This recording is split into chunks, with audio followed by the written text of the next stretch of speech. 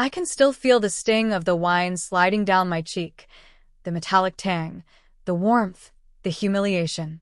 But what lingers most in my mind is her smirk.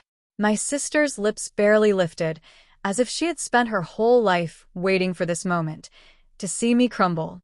The dining room had gone silent. Forks hung frozen in the air. My father's hands trembled from the throw.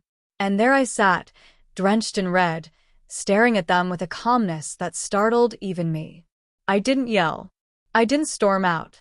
I simply wiped my face on the edge of the tablecloth and whispered, "That was your last mistake." They thought I was referring to the wine. I wasn't. It had happened a week ago. Tonight, someone sent me a text. "Your dad and sister are in big trouble." My reply was short. "I know. Here's the part no one knows. The part I've held inside until now."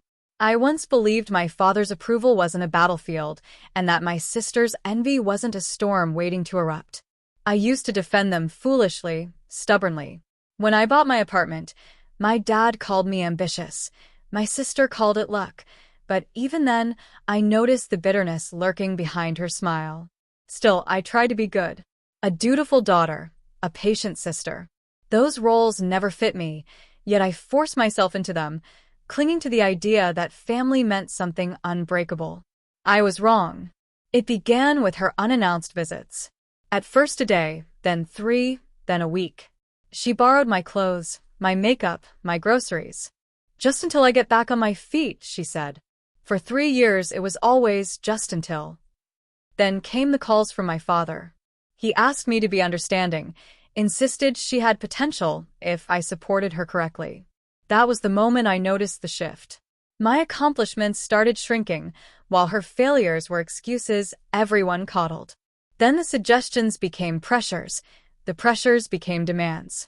At dinner, when my father told me to hand over the apartment so my sister could finally start her life, something inside me snapped, detached, like a door closing.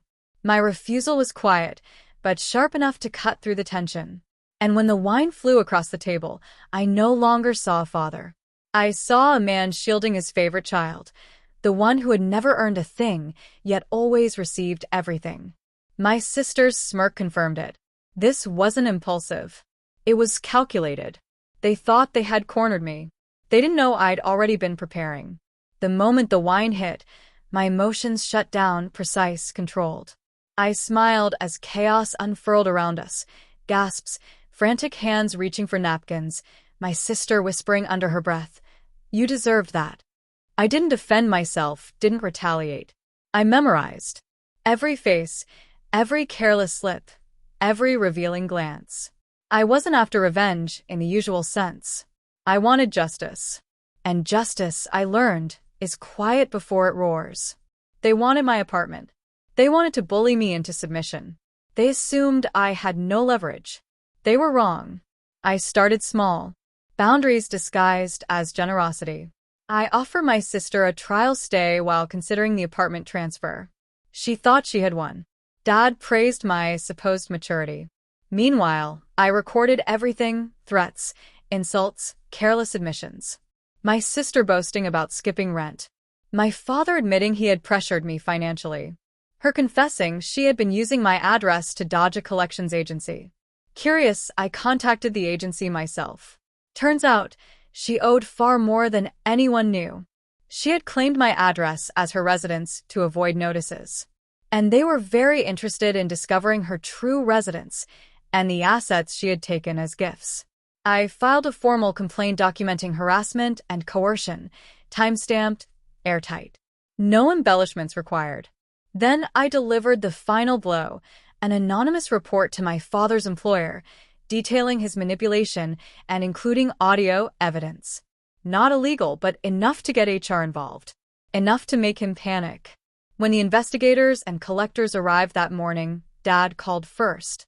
His voice frantic, demanding to know if I had any knowledge of it.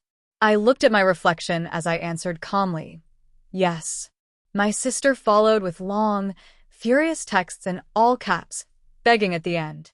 She claimed I had destroyed her life. I didn't reply angrily.